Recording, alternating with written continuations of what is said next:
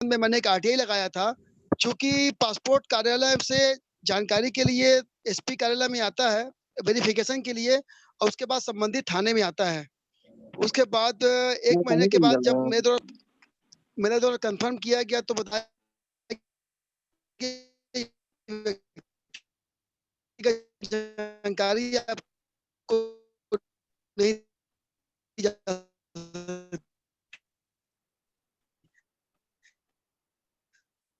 तो सर इसमें ये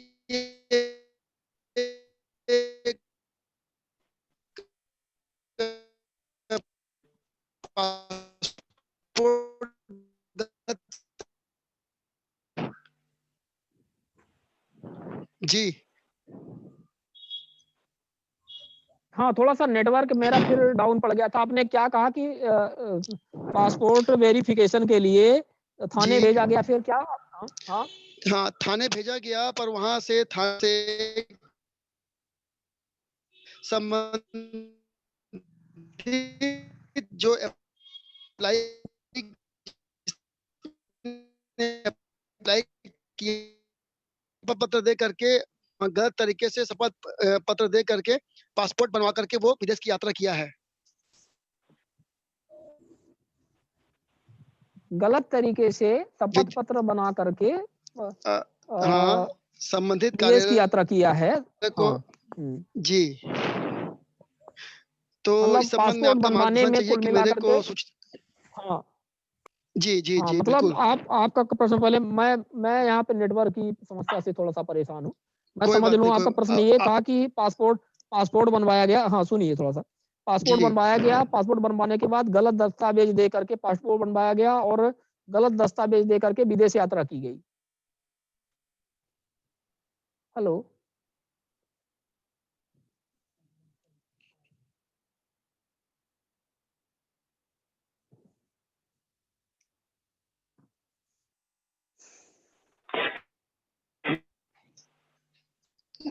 हाँ, बोलिए। जी, जी, हेलो? बोलिए। हाँ, तो बेसिकली गलत दस्तावेज दे करके विदेश यात्रा जी, की गई, गलत दस्तावेज दे करके पासपोर्ट बनवाया बिल्कुल, गया, ठीक है? बिल्कुल। तो अब इसमें हाँ, तो इसमें आप क्या आरटीआई लगाना चाहते मैं हैं? आरटीआई लगाना ये चाह रहा था, जिस डेट में उसका पासपोर्ट बन कर के आया, उस डेट तक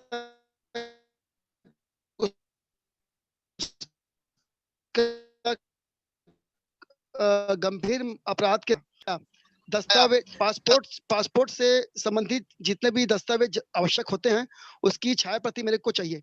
इसके लिए मैंने आवेदन किया था संबंधित थाने में, एसपी कार्यालय में, पर वहाँ से व्यक्तिगत जानकारी होने की वजह से मुझे जानकारी प्रदान नहीं की गई। इस संबंध में मैं आपका मार्गदर्शन चाहूँगा सर। हाँ, देखिए, ऐसे मामलों में वो थर्ड पार्टी जानकारी बिल्कुल कहेंगे, निश्चित तौर पर क्योंकि वो उसमें केस बनता है। लेकिन आपको इसकी प्रथम अपील करनी पड़ेगी, प्रथम अपील करने के बाद फिर संबंधित सूचना आयोग में इसकी अपील करनी पड़ेगी। जी, सूचना आयोग में आप अपील करिए, वहाँ पे चल के इसका निर्धारण होगा जी, और अपना पक्ष आपको शुरू से ही रखना पड़ेगा। आप जी। लोग सूचना अधिकारी के समक्ष भी ये बात रखिए हुँ, कि फर्जी दस्तावेज दे करके दिया। आपके पास कोई दस्तावेज हैं जो फर्जी दिए गए हैं, उसको भी संलग्न कर दीजिए आप जी, और उनको बताइए कि मेरा इनकी व्यक्तिगत इन्फॉर्मेशन से कोई मतलब नहीं है। हमें कोई मतलब नहीं है इन महोदय का जो इन्फॉर्मेशन हम माँग रहे हैं, इनका हम कोई मिसयूज़ नहीं करेंगे। सिर्फ़ व्यापक जनहित का मामला है और चूँकि एक कानून का उल्लंघन हुआ है, इसलिए ये मामला महत्वपूर्ण बन जाता है। वहाँ पर आपको ये बात कहनी पड़ेगी, ठीक है? और प्रथम अपीली अधिकारी के समक्ष भी आपको यही बात करनी पड़ेगी, कुछ दस्तावेज़ यदि आपके पास ऐसे हैं, तो वहाँ पर आपको उनको देने पड़ेंगे और इसी तरह से हुँ। जब सूचना आयोग में आप अपील करेंगे हेलो? ये जानकारी व्यक्तिगत है, आपको नहीं दी जा सकती। तो मेरे द्वारा फिर से एक आवेदन लगाया गया था कि मार्च से लेकर के दिसंबर तक जितने भी आवेदनकर्ताओं की आवेदन आए थे वेरिफिकेशन से संबंधित, मेरे को सभी के दस्तावेज की जानकारी चाहिए। तो संयुक्त रूप से जानकारी माँगने के बाद भी उनके द्वारा बताया गया कि जानकारी आपको प्रदान नहीं की जा सकती। ये तो उसके लिए जी, प्रथम अपील मेरे को कहाँ करना पड़ेगा? कर दीजिए। आ आप आपने कहाँ लगाया था ये आवेदन थाने में? ये एसपी संबंधित थाने में। अच्छा, संबंधित थाने में लगाया था, तो इसका जो प्रथम अपीली अधिकारी होते हैं, एसपी ऑफिस में एस होते हैं। एसपी ऑफिस जी, में आप हाँ, जी सर, हाँ। बिल्कुल सही। तो आप वहाँ पे लगा दें प्रथम अपील, और 30 दिन में यदि वहाँ भी जानकारी आपको ना मिले, तो फिर जी, आप जी। इसकी द्वितीय अपील सीधे सूचना आयोग में कर दें, मेरे संबंधित सूचना द्वारा आयोग में। मेरे और द्वारा और एक ये एक एक एक काम आप और कर सकते हैं, मिनिस्ट्री ऑफ जी, एक्सटर्नल अफेयर्स जो होता है, जी, जी। मिनिस्ट्री ऑफ एक्सटर्नल अफेयर्स में भी आप आरटीआई लगा करके और इनके हुँ। पूरे मैटर का हवाला दे करके आप जानकारी ले सकते हैं। ठीक सर है ना? इसमें मिनिस्ट्री ऑफ एक्सटर्नल अफेयर्स। जी, जी, धन्यवाद। इसमें आपसे मैं एक मार्गदर्शन और चाहूँगा। जैसे मैं इनके संबंधित थाने में तो जानकारी के लिए लगाया था, वहाँ पे जानकारी नहीं दी गई, तो उसके बाद मैंने कोर्ट से जिस महीने में इस पूरे मामले का डिसीज़न हुआ था, ये डिसीज़न हुआ था 2019 मार्च में, और ये पासपोर्ट बना था अप्रैल 2018 में, मतलब 1 साल पहले। जबकि उस मामले का डिसीज़न नहीं हुआ था, तो मैंने कोर्ट से कॉपी भी निकलवा ली है कि जिस व्यक्ति ने फर्जी तरीके से झूठा शपथ पत्र दे करके पासपोर्ट बनवाया था, उसमें ये लिख करके दिया गया था कि मेरे खिलाफ किसी भी माननीय न्यायालय में कोई भी मामला विचाराधीन नहीं है, लंबित नहीं है। जबकि उस डेट तक उसका मामला कोर्ट में चल रहा था। जिस मामले का निपटारा हुआ 2019 में, पासपोर्ट बना 2018 में। तो मैंने दस्तावेज निकलवा लिया है, और उसके बाद में एसपी कार्यालय में जाकर के उस दस्तावेज का हवाला दे करके क्या मेरे द्वारा एसपी साहब से निवेदन करके जानकारी ली जा सकती है? बिल्कुल नहीं जा सकती, यही तो आपको करना पड़ेगा यहाँ पर। आपको एसपी साहब के समक्ष जा करके यही बताना पड़ेगा कि साहब ऐसा है, कि आपने जो जानकारी जी। हमें यहाँ इन्होंने रोका थाने से, वो गलत तरीके से जानकारी रोका है। आप उसमें अलग से हुँ। शिकायत भी कर सकते हैं। आरटीआई तो अलग बात आ जाती है, ठीक है?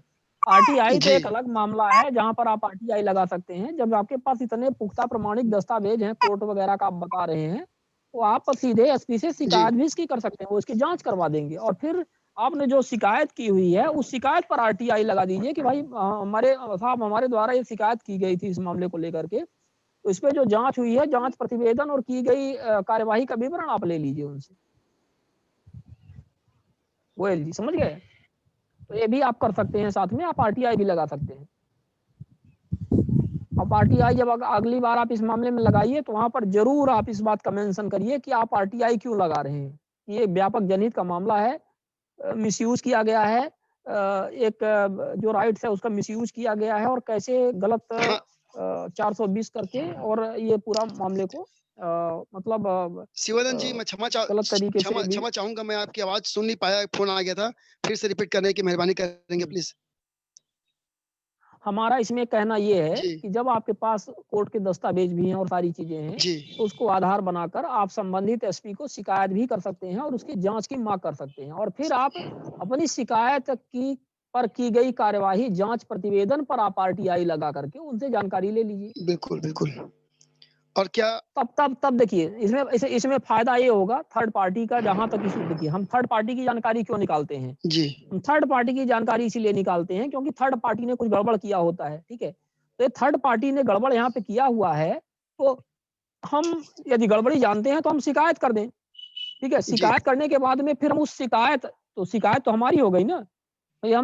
हम अपनी शिकायत पर ही आरटीआई लगा के उसकी जाँच प्रतिवेदन और की गई कार्यवाही का विवरण माँग लेंगे। तो फिर हम जी, जी। अपनी शिकायत पर कार्यवाही का विवरण माँग रहे हैं, तो उसमें वैसे भी चीज़ें आ जाएँगी। तो दोनों काम करें, एक तो उधर भी आरटीआई लगाएँ, जी, जिसको वे थर्ड पार्टी बता रहे जी। हैं, ठीक है? पर वो हुँ, आरटीआई लगाते समय हुँ। ज़रूर एक नोट लगा करके शुरू में ही लगाकर कि ये थर्ड पार्टी से संबंधित जानकारी बोली जा सकती है, लेकिन क्यों मैं ये जानकारी माँग रहा हूँ? हम ये क्यों जानकारी माँग रहे हैं, उसका कारण आप उनको बता दीजिए। चूँकि ये व्यापक जी। जनहित का मामला है, भ्रष्टाचार से जुड़ा हुआ है, 420 से जुड़ा हुआ है, गलत तरीके से फर्जी डॉक्यूमेंटेशंस फलाना-ढिकाना जो भी सारी बातें होती हैं, उसमें उसमें मेंशन कर दीजिए, तो उनके पास ये पॉइंट ना बचे जवाब देने के लिए। और 1-2 जी। निर्णय भी आप हाई कोर्ट का या किसी सूचना आयोग का 1-2 निर्णय भी इस तरह हुँ, से लगा दिया करिए, यदि आपको याद है या कहीं से आप नेट में ढूँढ लेंगे या कि हमसे संपर्क करेंगे, हुँ, हम उसको ढूँढते हैं, तो आप उसमें लगा दिया हुँ, करिए, इस तरह के निर्णय में सूचना आयोग ने या हाई कोर्ट ने इस तरह का फैसला दिया है कि चूँकि मामला व्यापक जनहित से संबंधित है, भ्रष्टाचार से जुड़ा हुआ हुँ, है, इसलिए इसमें थर्ड पार्टी का हुँ, सवाल पैदा नहीं होता है ना? हुँ, तो ये हुँ। बात हो गई, 2 इसमें सर चीज़ें होती सर हैं। हुँ। जी। सर, इसमें मैं ये जानना चाह रहा था, छत्तीसगढ़ का पासपोर्ट कार्यालय रायपुर, बिलासपुर, कोरबा में खुल चुके हैं। चूँकि मैं कोरबा से बिलॉन्ग करता हूँ, तो मैं ये जानना चाह रहा था कि पासपोर्ट कार्यालय से अमुक व्यक्ति का पासपोर्ट की कॉपी निकलवा सकते हैं क्या? हाँ, उसको निकलवाएँगे, लेकिन फिर वही बात आ जाएगी थर्ड पार्टी की, तो उसको आपको वही सारी बातें उसमें उल्लेखित करनी पड़ेगी। जी। अच्छा। हाँ, वो पूछेंगे, सही बात है। तो किसी की जानकारी आप लेते हैं तो धारा 11 के अंतर्गत वो सामने वाले से पूछते हैं 10 दिन के अंदर, उसको जवाब देना होता है कि भाई सामने वाले व्यक्ति ने आपकी पासपोर्ट की कॉपी माँगी है, दी जाए कि ना दी जाए? वो बोलेगा नहीं दी जाए, हमारी व्यक्तिगत इन्फॉर्मेशन है। तो फिर आपको बताना पड़ेगा जी, साहब व्यक्तिगत इन्फॉर्मेशन तो है, लेकिन मामला दूसरे किस्म का है। इसका ये है, हमें इनकी थर्ड पार्टी की इन्फॉर्मेशन से कोई मतलब नहीं है। इनका पासपोर्ट लेकर के हम अचार तो डालेंगे नहीं, या हमारे किसी काम का तो है नहीं, है ना? और हम क्यों माँग रहे हैं, इसका कारण ये है, तो आपको कारण बताना पड़ेगा।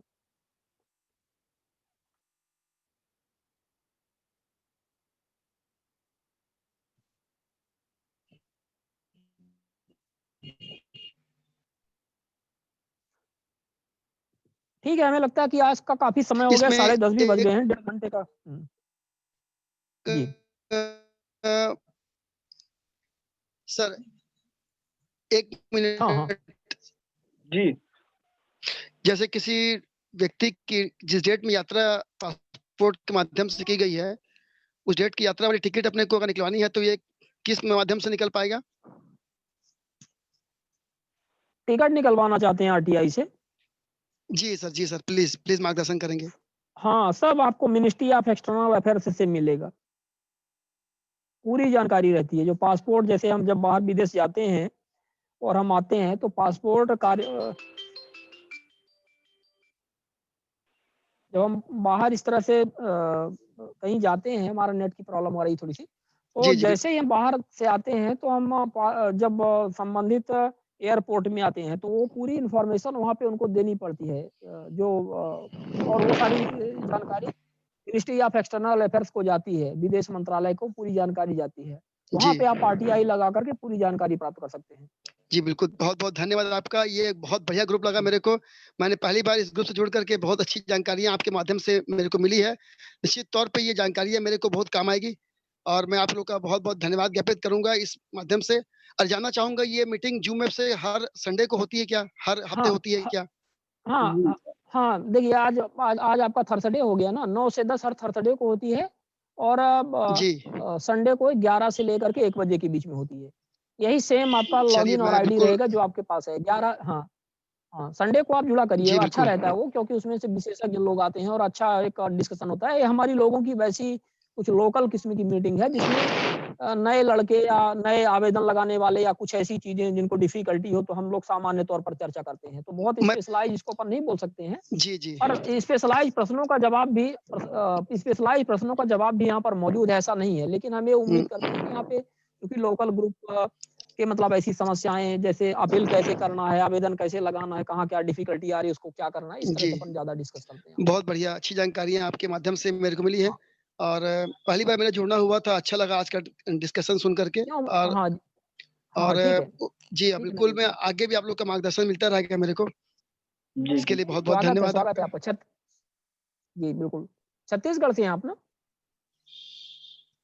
जी हमारे सर, बीच मैं एक मेरा नए छत्तीसगढ़ साथी से हैं। कोरबा जिले के क हाँ, हाँ, कोरबा जी, कोरबा जी, कोरबा तो जी। काफ़ी मैं भी आरटीआई एक्टिविस्ट के लिए क्या करना पड़ेगा? आरटीआई सदस्य बनने के लिए, एक्टिविस्ट करने के लिए क्या करना पड़ेगा? कुछ नहीं, कोई कोई कोई एक्टिविस्ट होने का कोई सर्टिफ़िकेट नहीं होता है, सब बकवास जी, है जी। और जी, जी। वही वही मैं कह रहा हूँ हुँ, कि व्यक्ति से पहचाना जाता है, व्यक्ति से उसका चरित्र पहचाना जाता है और देश का चरित्र पहचाना जाता है, समाज का चरित्र हुँ, व्यक्ति से पहचाना जाता है, ठीक है? बिल्कुल। विवेकानंद, स्वामी दयानंद, विवेकानंद जी और जो लोग इस तरह से महापुरुष हमारे देश में आए, उनको किसने सर्टिफ़िकेट दिया था? उन्होंने तो पूरी किसी ने दुनिया नहीं के अत्याचार से लड़ा और है ना? और किसी को सर्टिफ़िकेट की जी, ज़रूरत जी। नहीं है। हमारे जी, लिए बिल्कुल। पर्याप्त है कि हम जीवित हैं और बोल रहे हैं। हमारे लिए ये पर्याप्त है कि हम जीवित हैं और हम बोल रहे हैं। जब तक हमारी आवाज़ है, तब तक हमारी पहचान है। ठीक है? ना मुझे किसी सरकार जी। से किसी सर्टिफ़िकेट की ज़रूरत है, ना किसी संगठन से किसी सर्टिफ़िकेट की ज़रूरत है। जी, हम जी। सच्चाई के लिए लड़ रहे हैं, हमारे सिद्धांत हैं, हमारे वसूल हैं, हमारे संस्कार हैं, तो हम लड़ते रहेंगे। और बिल्कुल। दुनिया हमें हमारे कार्यों से पहचानेगी और उसको पहचानना पड़ेगा। नहीं पहचानेगी तो ना पहचाने, हम अपना काम करते रहेंगे। हमें किसी सरकार के सर्टिफ़िकेट की ज़रूरत नहीं है। सरकार सर्टिफ़िकेट तो इतने सारे दे दी है। इतने सारे सूचना आयुक्तों को भी बैठा के रखी हुई है। इतने सारे कलेक्टर भी हैं देश में, इतने मंत्री हैं, इतने विधायक हैं, सांसद हैं, लेकिन किस काम के हैं वो? तो इसमें कोई ऐसे सर्टिफिकेट की कोई बात नहीं होती है, और आप काम करें और ज्यादा से ज्यादा जी आरटीआई लगाएं। आप भारत के नागरिक हैं, और भारत जी के नागरिक होने के नाते आपको समस्त अधिकार प्राप्त हैं कि आप उन अधिकारों का आप भरपूर उपयोग करें, और उसके दायरे में, आप कानून के दायरे में रह करके आप देश की सेवा करें, समाज की सेवा करें। यही आपकी सर्टिफिकेट है, और यही होना चाहिए। ठीक है नवीन जी।